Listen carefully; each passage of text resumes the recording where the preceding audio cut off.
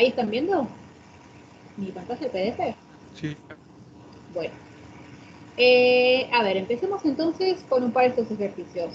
Para hacer los ejercicios nos va a requete contra servir lo que dio Maxi la clase pasada y también, bueno, todo lo que explicó hoy el Leandro, ¿sí?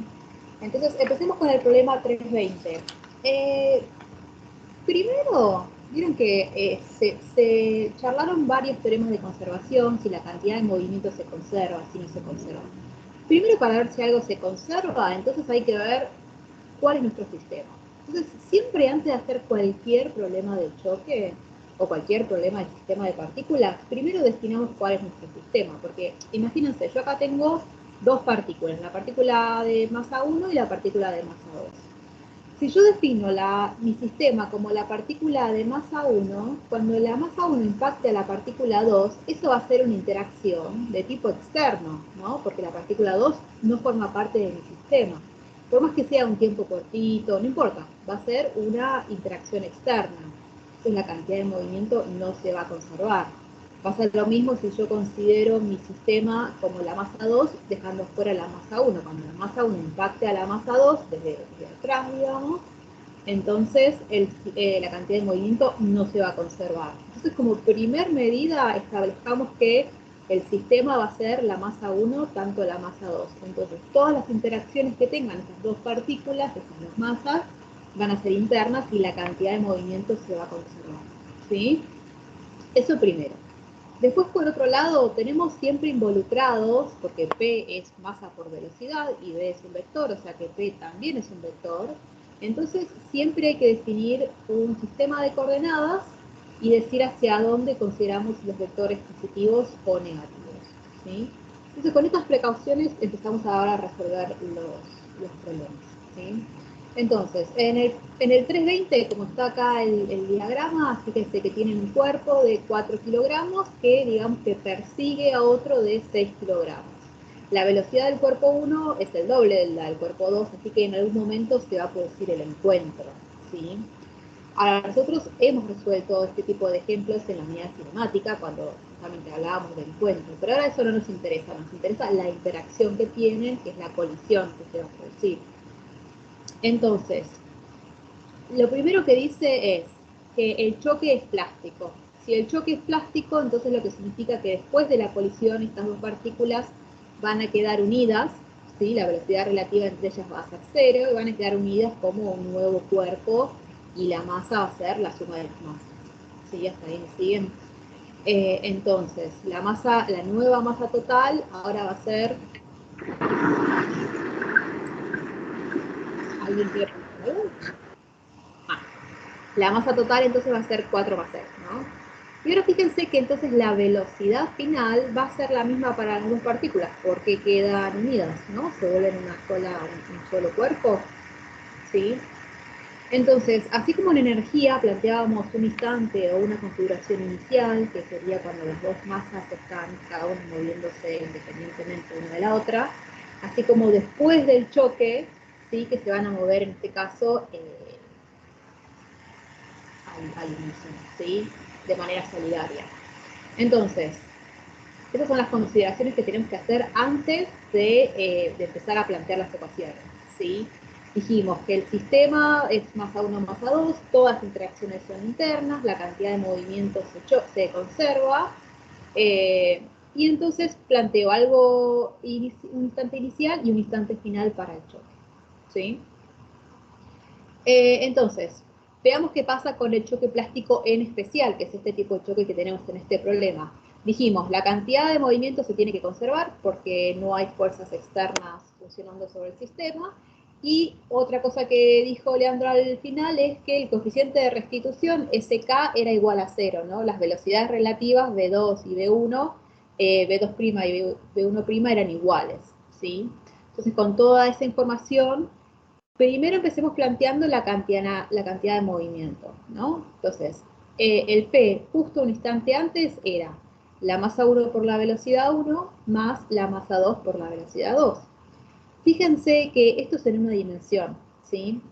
Pero las velocidades no dejan de ser vectores, entonces, no sé si lo nombré, pero por ahí muy rápido, que yo acá puse mi sistema de referencia y es de X positivo hacia la derecha. Entonces fíjense que las dos flechas de las velocidades van a ser positivas según mi sistema de referencia. Cuando yo reemplace en la ecuación 1, ¿sí? Cuando reemplace m1 por la velocidad más m2 por su velocidad, entonces los signos que corresponden a las velocidades en este caso son los dos positivos, ¿sí? Hasta ahí me siguen, entonces uno siempre adapta la ecuación que Leandro había dicho como 1, siempre la adapta a los signos que tengan las velocidades. ¿Vamos? Entonces esa es la parte inicial, la cantidad de movimiento inicial. ¿Qué pasa con la final? Y habíamos dicho que había una sola velocidad porque el choque es plástico, entonces quedan unidas, ¿sí? Entonces fíjense, la masa 1 era 4, la masa 2 era 6, y la masa total acá, M1 más M2, es 10, ¿sí? Entonces yo con esta ecuación solamente en realidad tengo una sola incógnita, B', ¿no? La velocidad final después del choque, la misma para ambas partículas. ¿Se entiende? Ahora fíjense, cuando yo hago toda la cuenta, reemplazo, me queda un valor de 4,2 que es positivo. Entonces yo vuelvo a mi dibujo inicial y entonces tiene sentido, ¿no? Positivo significa que va hacia la derecha, ya que la velocidad con la que se van a mover las dos partículas es hacia la derecha. Tiene sentido, ¿no? Porque inicialmente las dos se movían con velocidades hacia la derecha y el choque es plástico. O sea que sería medio extraño que de repente las dos luego de la colisión se movieran hacia la izquierda, ¿no? Como que ahí algo pasó. Ahí, para que se dé ese cambio tan brusco, de esa tendencia que tenían las dos partículas antes del choque, entonces ahí tiene que haber alguna fuerza externa, ¿no? Funcionando, que dijimos que no puede haber, entonces, o sea, que no hay, ¿no? Entonces, tiene sentido que la velocidad final sea hacia la derecha. Uno acá en principio lo dibuja diciendo, bueno, creo que va a ir para la derecha, y después con las cuentas lo confirma, ¿sí? Y el signo es importante, porque acuérdense que estamos trabajando con vectores. ¿Hasta acá vamos bien con la primera de estas cuentas, con el planteo de la ecuación 1? Sí, profe. Sí, profe. Bien. Bueno, entonces avancemos con el B, el inciso B. En el inciso B me dice que en el choque plástico se pierde la energía cinética, ¿no? Se pierde un poco de energía cinética. Entonces la energía cinética final va a ser menor que la inicial, ¿sí? Entonces, ¿cómo planteamos la energía, la variación de la energía cinética? Eso es lo que nos pide, la variación de la energía cinética. Bueno, la energía cinética de dos partículas, de dos cuerpos, ya la sabíamos escribir, ¿no? Era un medio de la masa por B1 al cuadrado más un medio de la masa por B2 al cuadrado. Si ustedes hacen la cuenta, eso me da 99 joules. Esta es la energía inicial, antes del choque. Ahora, ¿qué pasa? Para la energía cinética después del choque ya no tenemos más dos partículas, tenemos una sola, ¿sí? Que es un medio de la masa total por la velocidad prima al cuadrado. Y eso me da 82,2. ¿Sí? 88,2. Entonces, cuando yo hago la variación, entonces me doy cuenta que la variación es negativa, que es lo que les había contado Leandro casi al final, que cuando tenemos choques plásticos, ¿sí? En esta deformación que implica que dos partículas se unan, ¿sí? Siempre hay un poco de energía que se pierde. En este caso estamos trabajando en una sola dimensión, así que la energía potencial gravitatoria ni la consideramos, ¿no? Entonces la energía mecánica tiene que ver con la energía cinética. Entonces, el signo negativo acá me está diciendo justamente que parte de esta energía se perdió. ¿Y en qué se perdió? Y justamente cuando las dos partículas interactuaron, ¿sí? Porque se deformaron, porque quizás hay un poco de rozamiento, está esa deformación elástica que necesita energía, hay un poco de sonido, etcétera. ¿Sí? Entonces, hay que tener cuidado cómo planteo las energías. Para ver cómo planteo las energías cinéticas, tengo que ver cómo era mi sistema un instante antes del choque, que eran dos partículas independientes, y qué pasó después del choque, que en este caso es una masa total, la masa uniforme M1 más M2. ¿Sí? ¿Me siguen?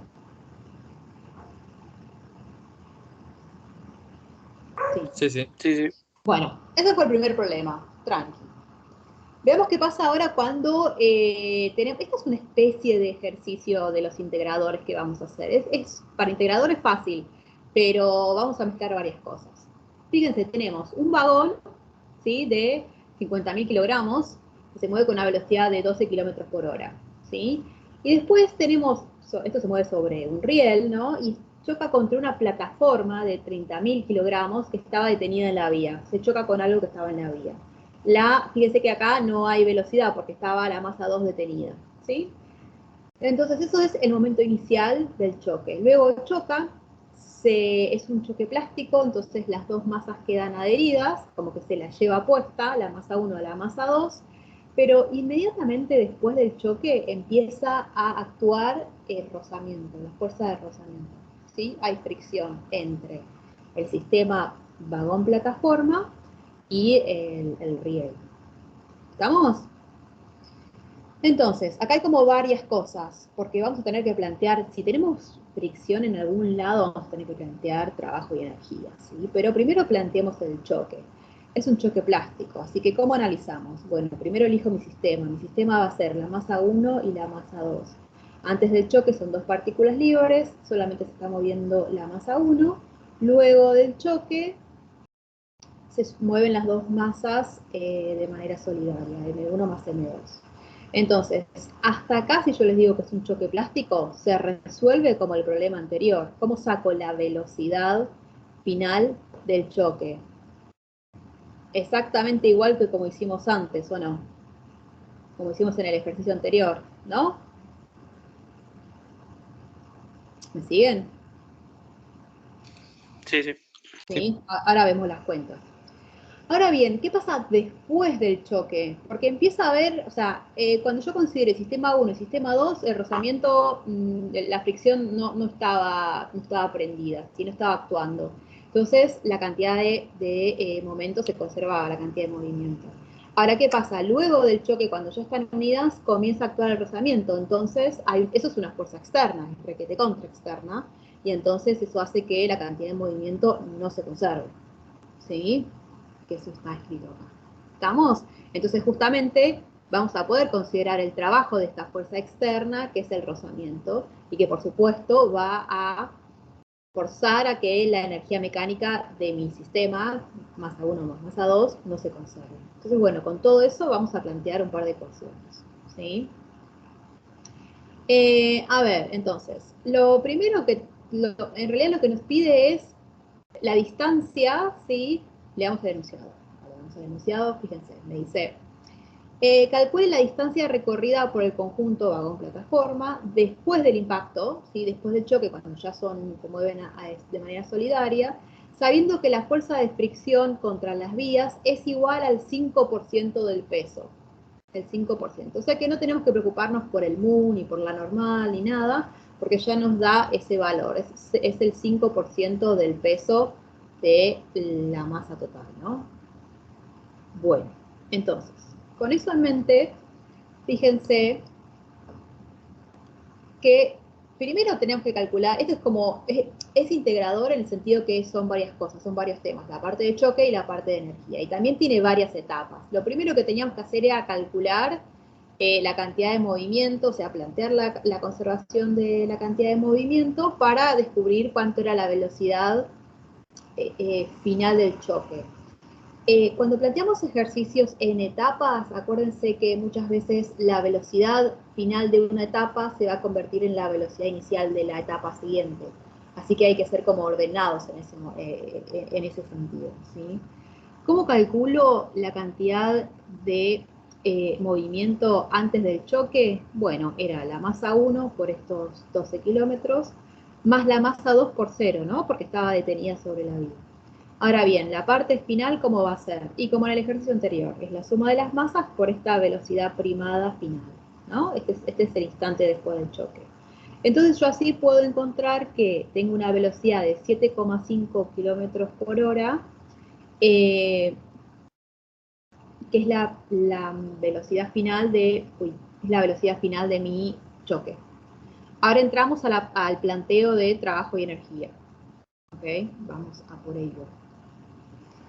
Fíjense, dijimos que está actuando el rozamiento. Si hay rozamiento, entonces la energía mecánica es igual la variación de la energía mecánica es igual al trabajo de las fuerzas no conservativas, que justamente es la del rozamiento. Me dicen, esto es importante, que la fuerza de rozamiento era el 5% del peso total, o sea, de M por G. M por G va a ser la masa total, ¿no? Porque el peso total de la plataforma más el vagón. Todo el mundo ve que si yo digo el 5%, entonces al peso lo tengo que multiplicar por 0,05. Sí, bro. Sí, ¿no? Bien. Y fíjense que entonces para armarme el trabajo de la fuerza de fricción hago el rozamiento, ¿sí? Por delta X. Delta X es la distancia que se va a desplazar, que básicamente es la incógnita. Y todo el mundo ve que yo acá ya le agregué el menos. ¿Se acuerdan que el coseno entre el rozamiento y el desplazamiento era el coseno de 180? Entonces me salía un menos, que ya lo escribimos acá directamente. ¿Se acuerdan de eso? Sí, sí. Sí, ¿no? Bien. Ahora, por otro lado, tenemos que escribir la variación de la energía mecánica. Estamos siempre moviéndonos de manera horizontal, así que gravitatoria potencial o elástica potencial elástica, perdón, no hay, solamente hay cinética. La energía cinética final es cero, porque dice la distancia delta X hasta que se detiene, o sea que la final cinética va a ser cero. Y la inicial, fíjense que es la inicial de el sistema vagón plataforma. Entonces lo que tenemos que usar es esta velocidad primada que hayamos encontrado. La velocidad final del choque es la velocidad inicial de la parte de trabajo y energía, ¿sí? Entonces, haciendo esas cuentas, fíjense que la masa 1 y la masa 2 se me cancelan, porque están en tanto a la izquierda como a la derecha. Los signos menos se me cancelan, y entonces simplemente puedo despejar el valor de delta X, que me da 4,42 metros. O sea que desde el momento del choque, un instante después del choque, hasta que se frenó, el sistema vagón-plataforma recorrió una distancia de 4,42 metros. ¿Sí? ¿Me siguieron? Sí, profe. Bien, excelente. Acá, ojo, hay que tener una salvedad, hay que hacer una salvedad. Yo esta velocidad me da en kilómetros por hora, ¿no? Pero acuérdense que las energías las calculamos en joules. Entonces, esta velocidad primada la voy a tener que pasar a metros sobre segundo antes de hacer la cuenta. ¿Sí? Si no, esto no me daría en metros, me daría en kilómetros. ¿Estamos? Así que ahí tengan cuidado. Yo acá lo puse 7,5 kilómetros por hora, ok. Pero cuando haga la cuenta, si lo quiero expresar en joules, ¿sí? Para que me dé en metros, entonces hay que hacer ese pasaje. ¿Estamos? Bueno, entonces este es un muestrario de cómo sería un problema integrado. ¿Sí? Bueno, a ver. Este es un ejercicio que está bueno porque nos vamos a mover en una dimensión, así que vamos a poder usar, lo que nos va a pedir es que calculemos el coeficiente de restitución, el famoso K. Vamos a estar moviéndonos en el eje vertical, en Y, entonces lo podemos usar tranquilamente. Entonces acá tenemos un rebote, fíjense que se libera desde una posición de una altura de 1,5 metros, y después cuando rebota llega a una altura de 1 metro. Entonces, ¿eso por qué puede ser? ¿Qué pasó en la colisión cuando la pelota colisionó con el suelo? Para que la altura no sea la misma. ¿Qué pasó ahí? ¿Cómo lo explico?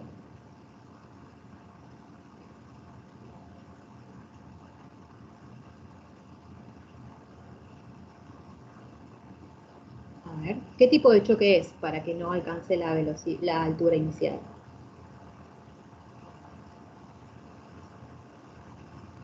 Ahí te contestaron en el chat que hubo pérdida de Ah, energía. no leí. ¿Qué dice, por fin? Que hubo pérdida de energía. Exacto, hubo pérdida de energía, ¿no? Entonces, justamente, este no es un choque elástico, ¿sí?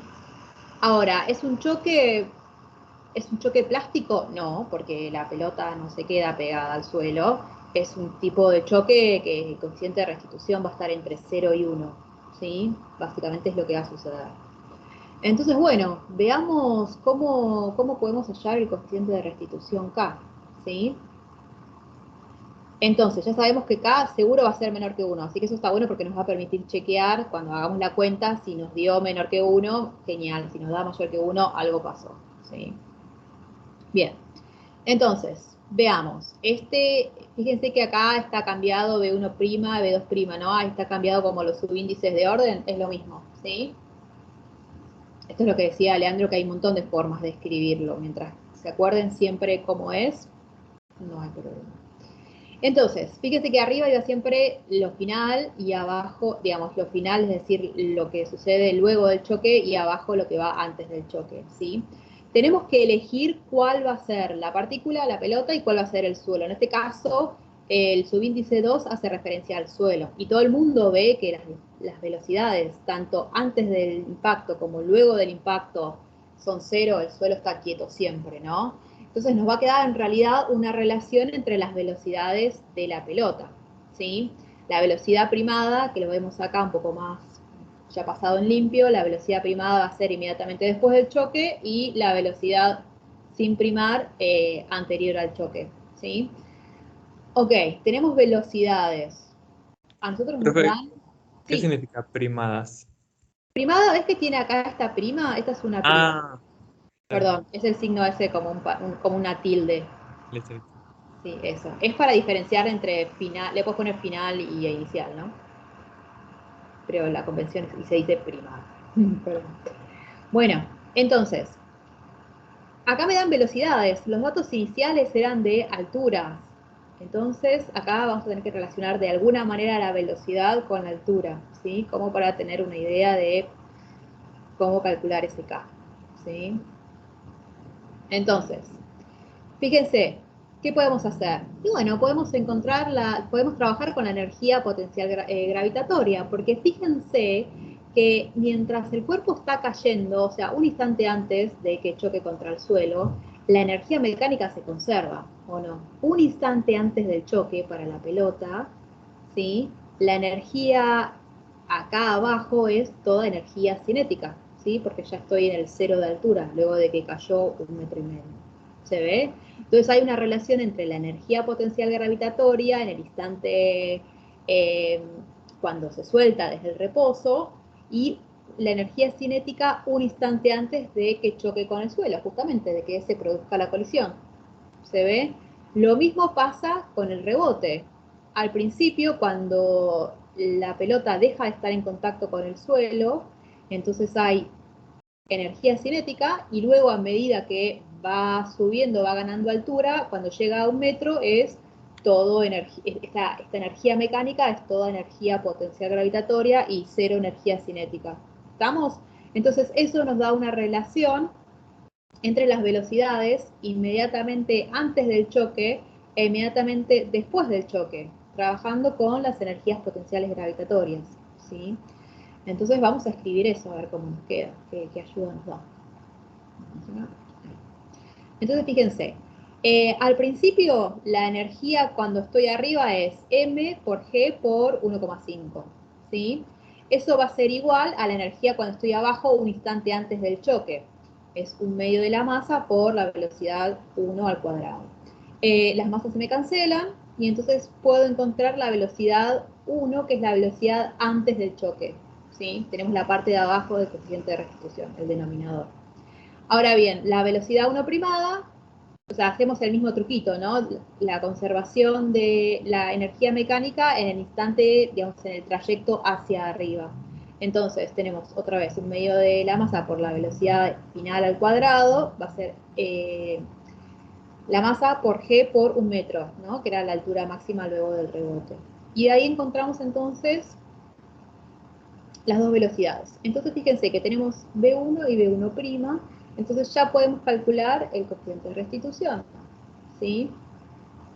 Entonces fíjense, acá hay que tener un cuidado con que hay cosas que van subiendo y hay cosas que van bajando. Entonces fíjense que la primer velocidad, si yo asumo que pongo mi sistema de coordenadas hacia arriba positivo, la primer velocidad que yo encontré es hacia abajo, ¿sí? La velocidad inicial antes del choque es hacia abajo. Y la velocidad, la primada, es hacia arriba. Entonces ahí alguna de las dos va a tener que tener un menos, ¿se entiende? Pongan el sistema de referencia como quieran, pero dense cuenta que B1 y B2 como B1 y B1' como vectores tienen signo opuesto, ¿sí?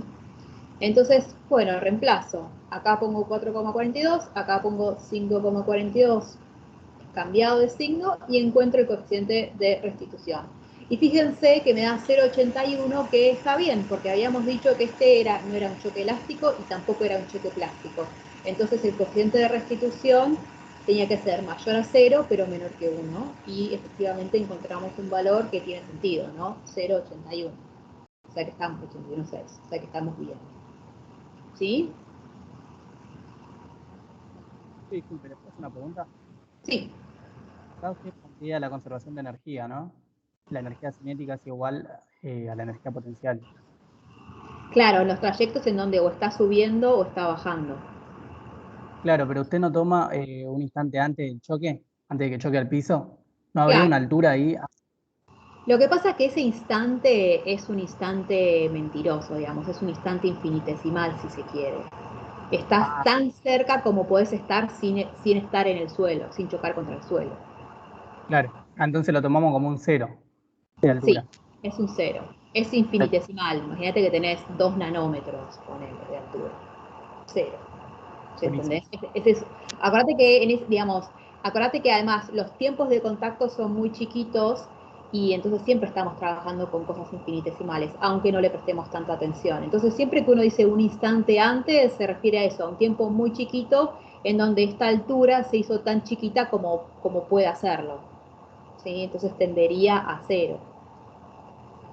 ¿Sí? Claro. Sí, Gracias, porque profe. si no, obviamente, si no acá tenés una mínima altura, tenés 0,0000 un milímetro. Sí, pero bueno, con esos instantes medio mentirosos. Infinitesimal. Bueno, vamos al último ejercicio. Este es en 2 dimensiones. Básicamente es todo lo que vimos, pero en 2 dimensiones. O sea que vamos a tener que usar senos y cosenos, ¿sí? Pero tranquis que salen. Y si entienden estos de 2 dimensiones, o sea, si entendieron en una dimensión y ahora pueden entender en 2, ya está, choque, listo. Tenemos una partícula de masa 1 que se mueve en una línea recta, donde yo coloqué el eje X, la dirección X, ¿sí? Y choca de manera plástica o plásticamente con otra de masa, bueno, 10 kilos, que se mueve con una velocidad V2 que forma un ángulo de 60 con el eje X, ¿sí? Entonces, fíjense que hay una que viene sobre el eje X y otra que tiene su velocidad a un ángulo de 60. Ahora bien, cuando chocan, acá en esta parte, las dos se van a mover con una velocidad prima, que no sé cuál es, una velocidad final, porque es un choque plástico. Cuando dicen plásticamente o un choque plástico, se refiere a perfectamente plástico, es decir, que las dos cosas quedan pegadas, ¿no? Quedan unidas.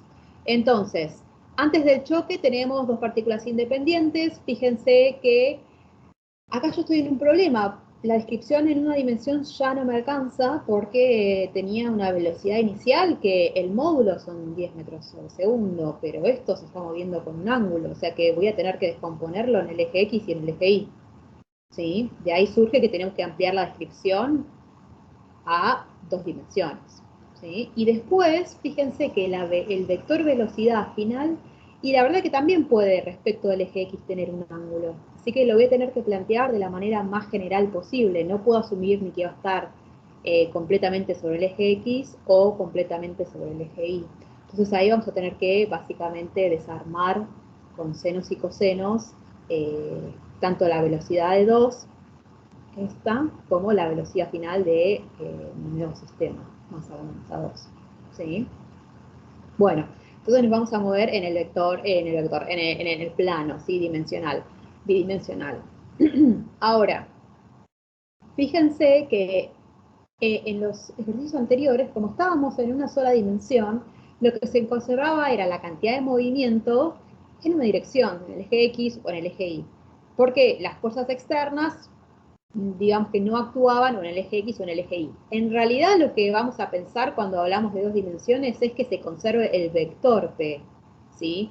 Entonces, si yo estoy hablando de que la masa 1 y la masa 2 ambas forman mi sistema, entonces no va a haber fuerzas externas y lo que se va a conservar es el vector cantidad de movimiento, es decir, la componente en X de ese vector y la componente en Y de ese vector.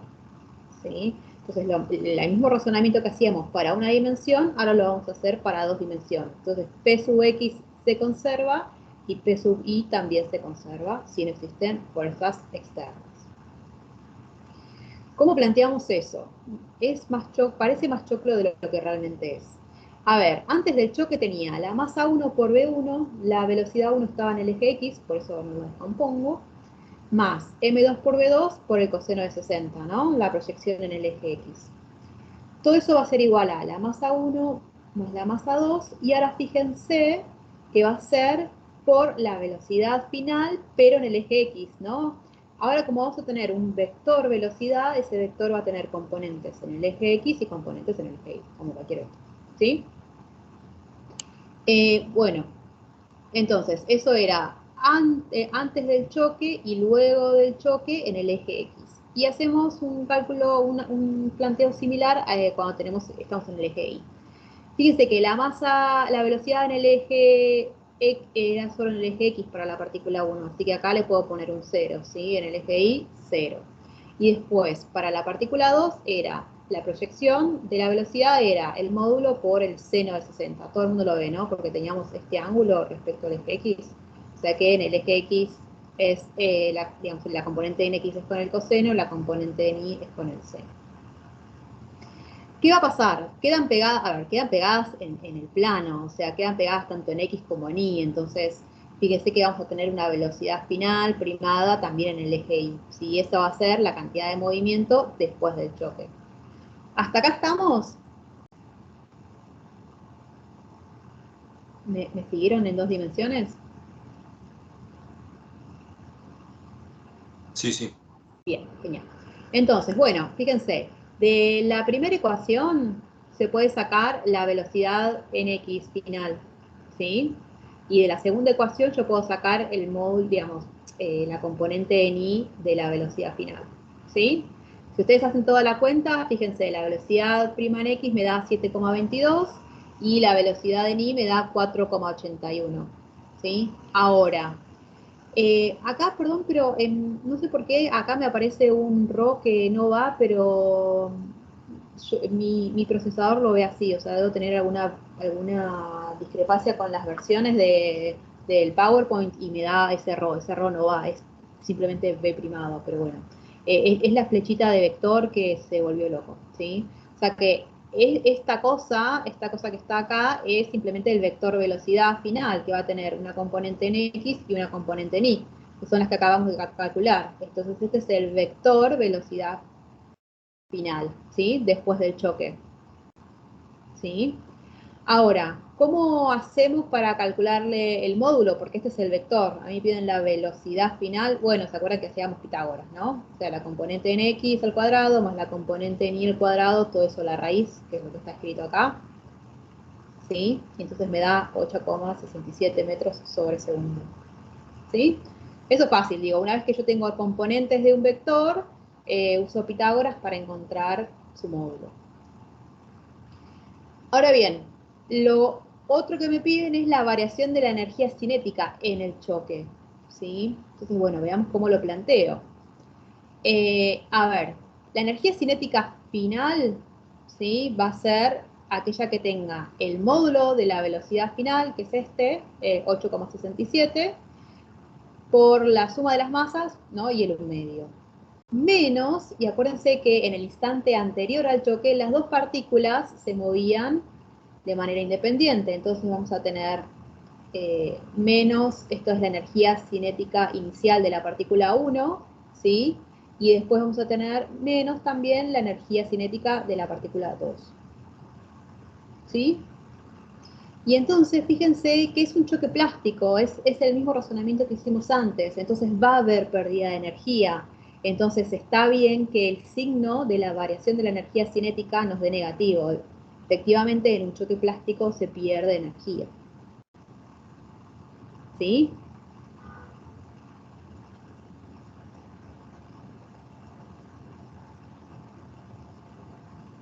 ¿Me siguieron?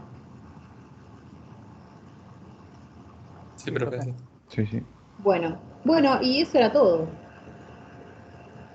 Entonces, fíjense que no, si entendieron bien la parte del sistema de partículas y siguieron más o menos esto, la parte de choque pueden hacer la mayoría de los problemas, ya sea en una dimensión o en dos dimensiones. ¿Sí? Y después, por supuesto, hay un par de ejercicios en donde van a tener que hacer una mezcla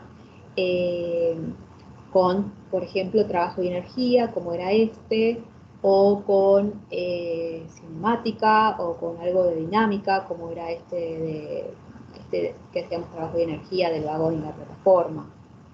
¿Sí? Y bueno, eso sería todo por ahora. ¿Qué les parece?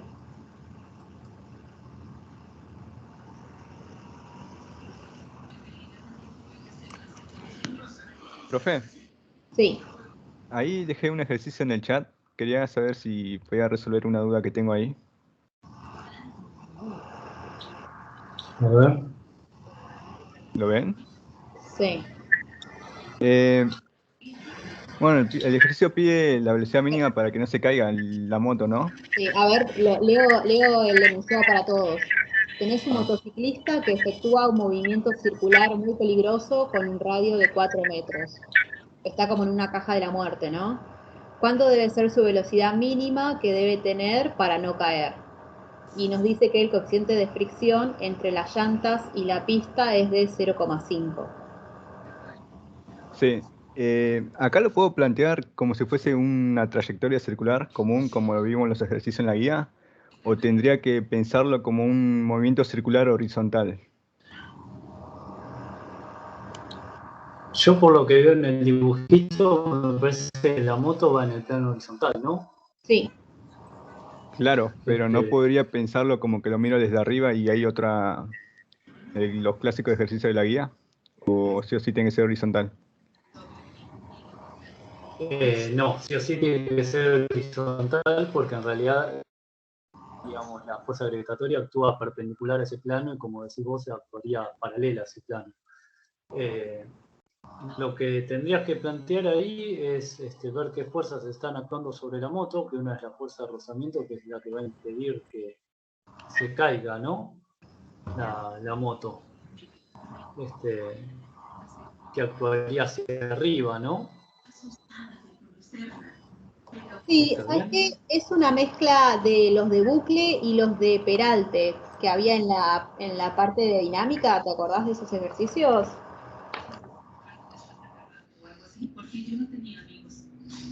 Ujú. ¿Te ubicás? Justamente cómo tienen que ser las fuerzas para que el auto pueda seguir una trayectoria circular sin salirse del camino. ¿Los hiciste esos? Ah, sí, ahí me acuerdo.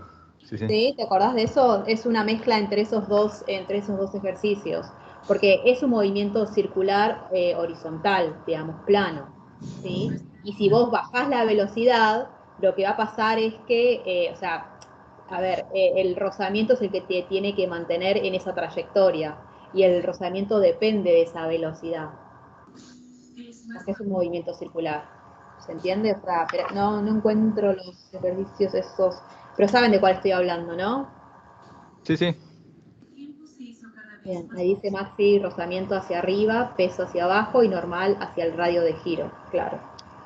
O sea, la fuerza de rozamiento, así como está de costado, tiene que compensar el peso, ¿no? Claro.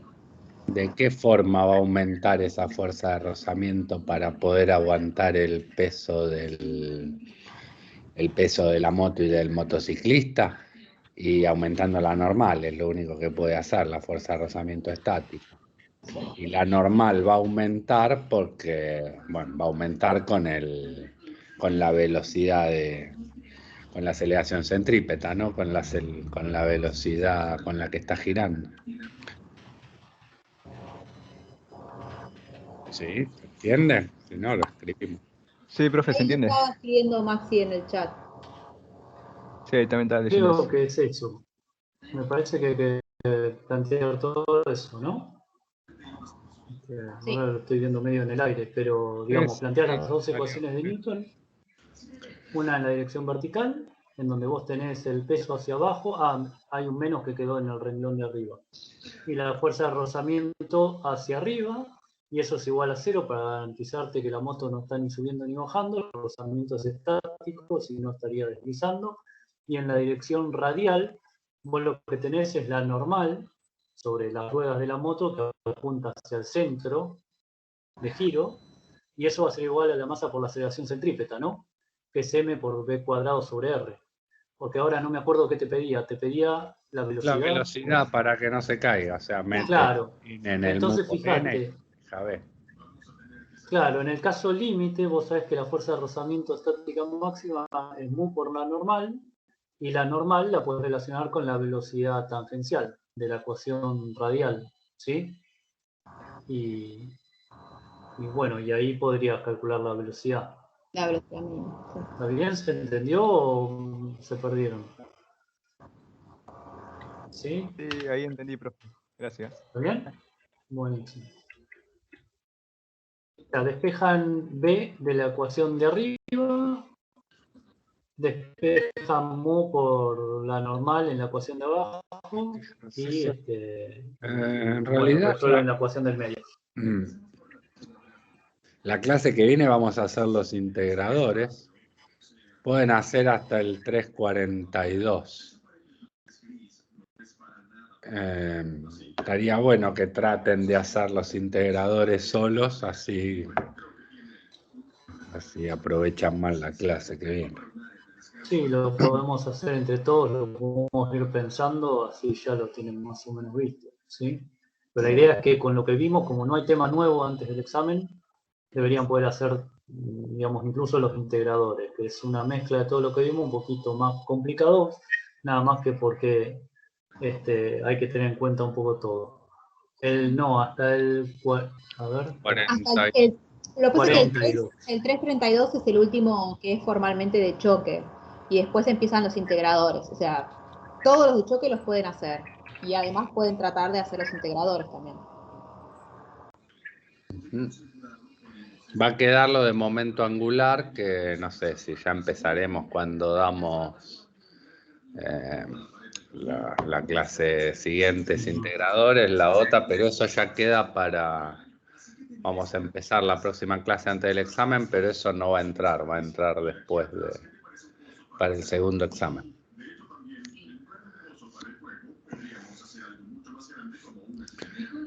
No.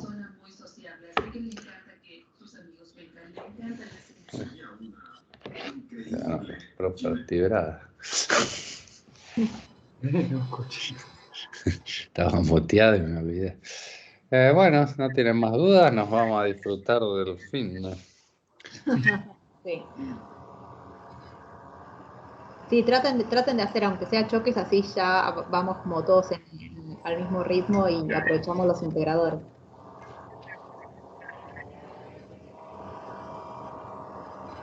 Dale, profe, gracias. Descansen y trabajen. Bueno, hasta luego, buen fin de. Buen fin de, nos vemos. Hasta luego, chao Ceci, chao Lean. Buen fin de. Chao. ¿no?